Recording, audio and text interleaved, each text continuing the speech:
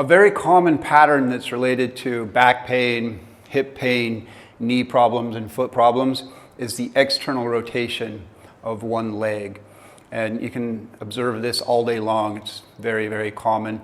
And if you don't recognize this pattern of external rotation, then you can do your treatments for the back or the hip or the knee or wherever they have a problem, and you're only going to get temporary results if you don't address that underlying cause, which is that external rotation. Now, there's a variety of different point combinations that we could use.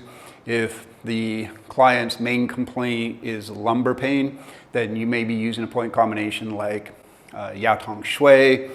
You may be using Ling Gu, Xia Bai, the points on the hands. And so I like to combine this technique with the hand points for external rotations. Now, I'll also use points like 33.08 and 33.09 on the forearms, just below the elbow. Those points work great for those Tai Yang, Xiao Yang type conditions where they have pain in the glutes or around GB30. Now, with an external rotation, you'll have excessive contraction in the external hip rotators, often if the femur is externally rotated. And in these types of patterns, then, a very simple thing that you can do is to just press and roll along the gallbladder line. So I'll have my needles in, generally they're on the opposite side, and then I'm going to work with the leg that has the external rotation just by pressing and rolling. There's a variety of different ways that you can do this, but as you can see, I'm just pressing up and down the gallbladder line and manually correcting that external rotation.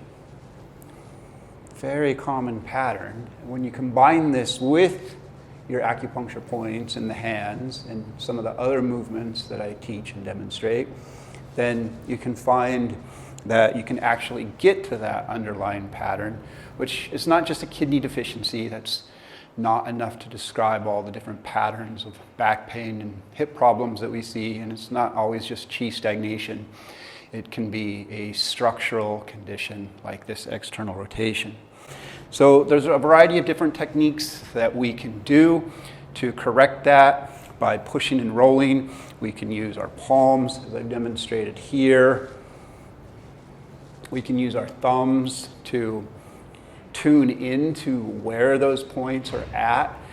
Oftentimes when I'll do this, I'll find that the points thigh 9 miles 3 may have excessive tightness through that region that's related to it.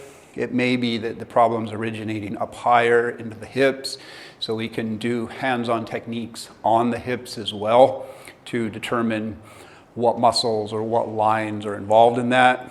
You may also find patterns where the external rotation is more from the knee down. Okay, it doesn't have to exist within the femur. The femur can be externally rotated.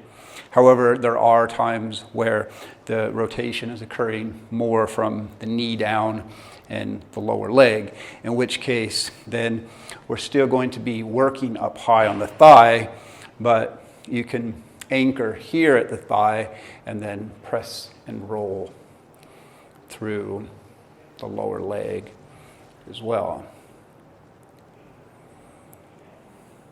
And one thing about this is once you start understanding this and applying this with your distal needling techniques, then you really start to understand the biomechanics, and we're not just chasing symptoms anymore, but we're able to get to the underlying problems.